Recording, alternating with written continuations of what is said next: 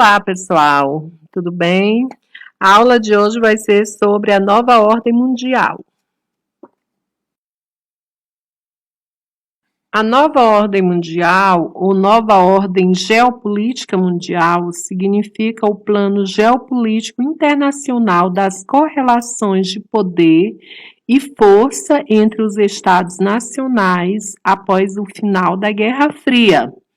Em outras palavras, o que significa essa ordem mundial geopolítica? Significa a forma como os países no mundo inteiro estão adequados economicamente.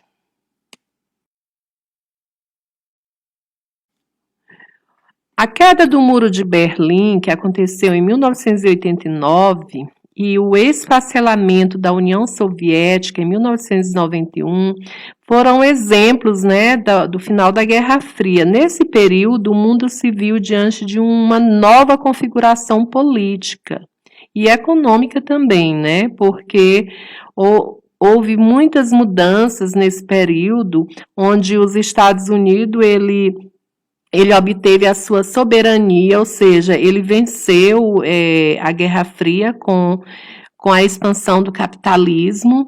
Então, outro tratado também que teve grande evidência foi a OTAN, que é a Organização do Tratado Atlântico Norte, que nesse período ela se consolidou como o tratado militar internacional mais forte, mais potente do planeta.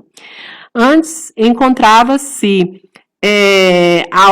antes desse período, de 1989, existia a Guerra Fria, que é o que vocês viram no assunto anterior. O que foi a Guerra Fria? Foi um período de disputa entre duas nações, os Estados Unidos, na época, ele lutava pela expansão do capitalismo e a União Soviética pela expansão do socialismo. A classificação das ordens mundiais.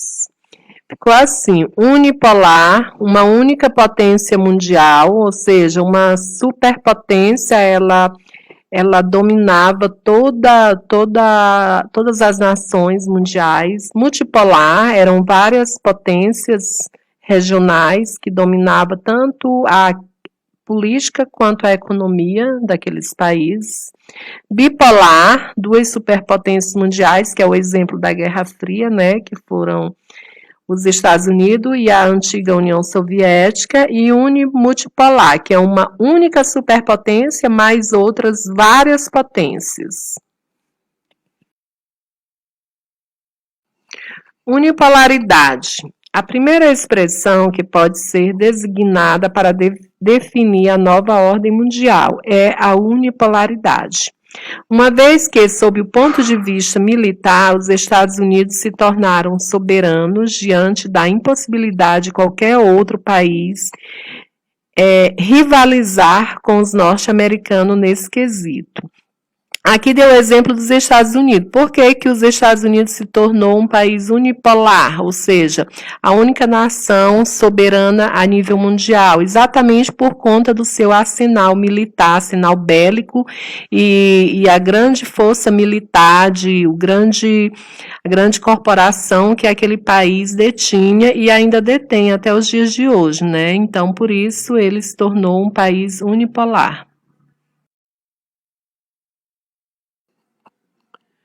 A multipolaridade. A segunda expressão utilizada é a multipolaridade, pois após o término da Guerra Fria, o poderio militar não era mais o critério principal a ser estabelecido para determinar a potencialidade global de um Estado nacional, mas sim o poderio econômico. Nesse plano, novas frentes emergiram para rivalizar com os Estados Unidos, a saber, o Japão, a União Europeia em um primeiro momento e a China em um segundo momento, sobretudo a partir do final da década de 2000. Então, pelo que vocês viram aí, o termo multipolaridade é um termo que também surgiu após o final da Guerra Fria, porque até então era os Estados Unidos que tinham todo o poderio militar do mundo. Então, essa multipolaridade, ela surgiu outro critério para determinar quais países seriam potências mundiais. No caso, surgiu o critério econômico também, que engloba o caso dos países da União Europeia, o Japão, e num outro momento, a China também, né? A unimultipolaridade. Por fim, temos uma terceira proposta mais consensual, a unimultipolaridade. Tal expressão é utilizada para designar o duplo caráter da ordem de poder global. Une para designar a supremacia militar e política dos Estados Unidos e multi para designar os múltiplos centros de poder econômico.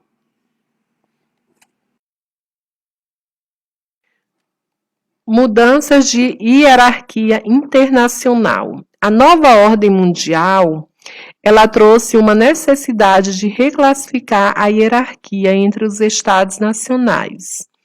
Os que se classificavam como países de primeiro, segundo e terceiro mundo, conforme o desenvolvimento socioeconômico, passaram a ser chamados de países do norte, desenvolvidos, e países do sul como subdesenvolvidos. Critérios de classificação são econômicos e não geográficos. Ora, no período da Guerra Fria, esses termos, países de primeiro, segundo e terceiro mundo, eles eram muito utilizados, principalmente para classificar a questão econômica de cada país. Por exemplo, países de primeiro mundo, quem eram? Os Estados Unidos. Segundo mundo, geralmente eles classificavam os países socialistas.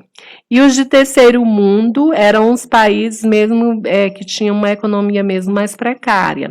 Bom, mas por que esses critérios que são classificados atualmente, eles levam em consideração os critérios econômicos e não os geográficos? Exatamente por conta, se vocês analisarem bem o mapa mundi, da linha do Equador para cima, nós temos o hemisfério norte, né? E no hemisfério norte, se vocês analisarem bem, tem o México, por exemplo. O México é considerado um país subdesenvolvido. Hoje ele é um país emergente, né? Igual ao Brasil, mas na classificação atual, após a Guerra Fria, ele é considerado um país subdesenvolvido e ele está no hemisfério norte, é por isso que ele não é classificado como nos critérios geográfico, e sim econômico. Aí, se você analisar também por outro lado, da linha do Equador para baixo, nós temos o quê? O hemisfério sul. Vocês reparando bem, nós temos a Austrália. A Austrália é um país considerado desenvolvido e ela está no hemisfério sul, entenderam? Essa hierarquia, ela bate exatamente nesse quesito aí, nos quesitos econômicos e não o geográfico em si. A Guerra do Terror. Depois da Guerra Fria, os Estados Unidos mantiveram a supremacia bélica, embora a Rússia tenha ficado com a grande parte do arsenal nuclear da União Soviética. Isso aconteceu porque o país entrou em uma crise durante os anos 90, impedindo que conservasse o arsenal, já que para tal é preciso ter muito dinheiro. Bom, em outras palavras, o que foi essa guerra do terror? Na verdade, os Estados Unidos e a União Soviética, embora no período da Guerra Fria esses países não tenham se atacado de forma sangrenta, ou seja, não houve ataques com mortes e tal, mas eles se prepararam belicamente, tá? Então, os Estados Unidos, ele se preparou com um arsenal bélico, um arsenal de armas muito forte, e a Rússia já se preparou principalmente com armas nucleares, caso houvesse ataques, porque, na verdade, o período da Guerra Fria não foi um período de ataques, uma guerra sangrenta, foi uma guerra ideológica, uma guerra de poder entre essas duas nações.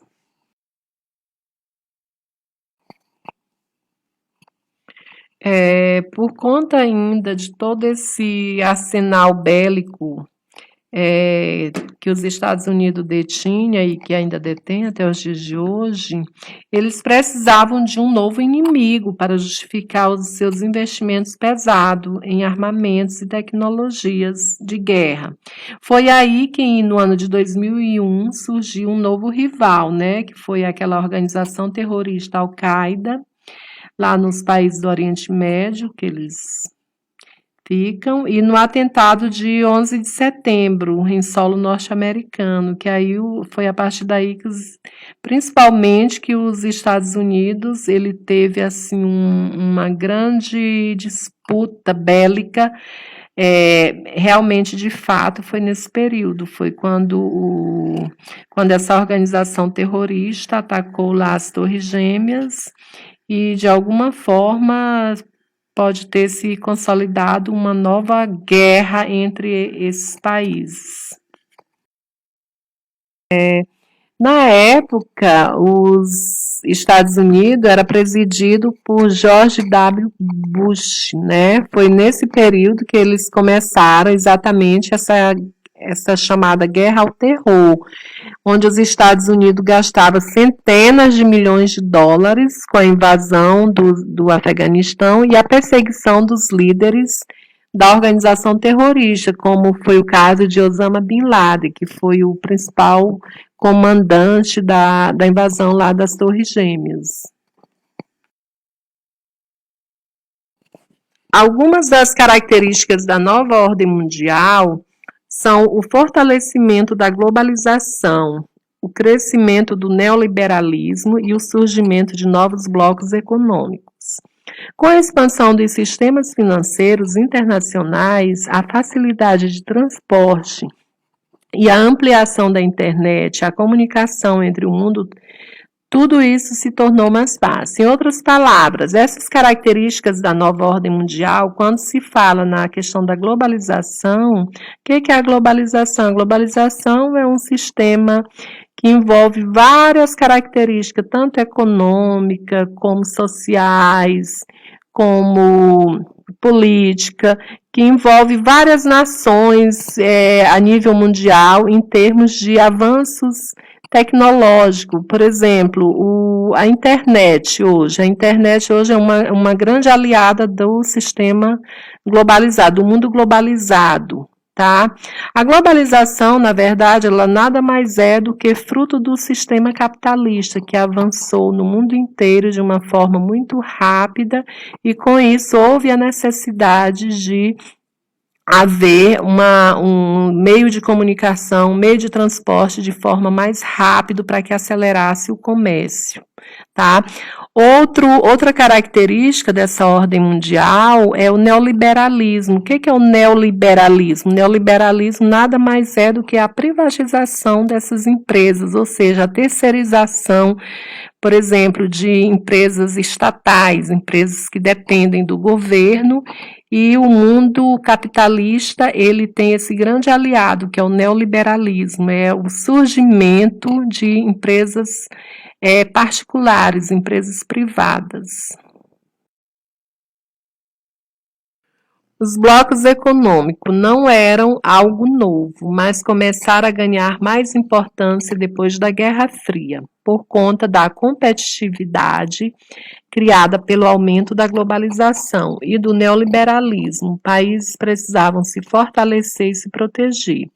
Em função disso, eles se uniram formando essa modalidade econômica. Alguns exemplos disso são a União Europeia, o Mercosul, o APEC e o NAFTA. Bom, em outras palavras, por que quando diz que os blocos econômicos não eram algo novo? Exatamente por conta, se a gente analisar bem o período histórico da Segunda Guerra Mundial, após a Segunda Guerra Mundial, muitos países europeus saíram devastados economicamente.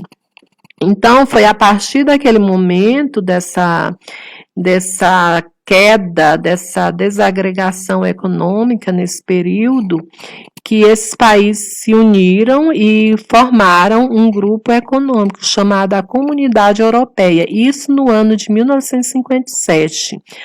A Segunda Guerra Mundial, ela acabou quando? Em 1945, então na década de 1957 eles formaram esse bloco. É por isso que fala que não é algo novo. Nova ordem mundial no Brasil. E o Brasil, nessa história toda, nesse contexto, como ele ficou? O nosso país também teve mudanças significativas nos campos político e econômico. Por exemplo, a ditadura militar, ela foi encerrada e após o término da ditadura militar, veio o quê? A democracia presidencialista. Porque até então o Brasil, ele no período militar, do regime militar, ele era governado pelos militares, não existia um presidente votado pela população. A partir daí, os governos adotaram uma política neoliberal, é o que eu já expliquei anteriormente. O que é o neoliberalismo? Cada vez mais essas privatizações de empresas estatais, que minimiza a participação do Estado na economia. Então, o que ocorre? Ocorre que muitos presidentes, a cada um que chega, se eu não me engano, teve uma grande força no governo de Fernando Henrique Cardoso. Ele já tinha, uma das políticas dele de administração era o neoliberalismo, né? Essas privatizações, que de um certo modo isso aí prejudica muitas famílias, principalmente aqueles mais necessitados, isso ao meu ver, né?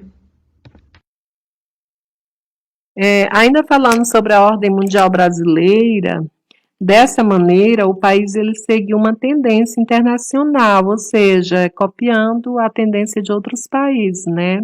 Os países desenvolvidos, por exemplo, eles pressionaram os subdesenvolvidos para a adoção de uma política.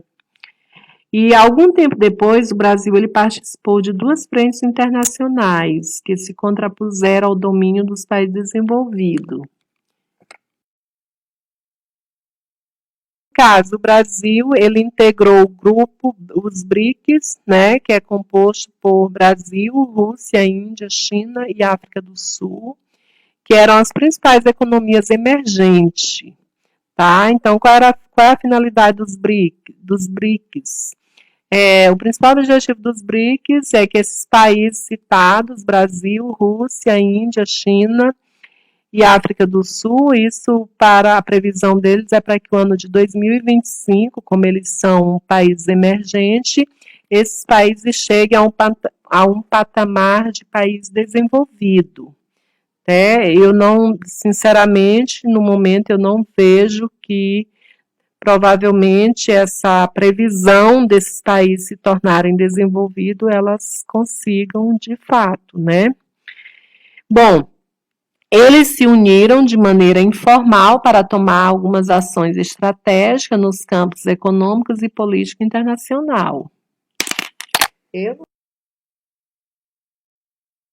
E para finalizar sobre a ordem mundial em que o Brasil está nesse contexto, né, de um modo geral, a participação do Brasil foi buscar por melhores condições para a promoção do desenvolvimento.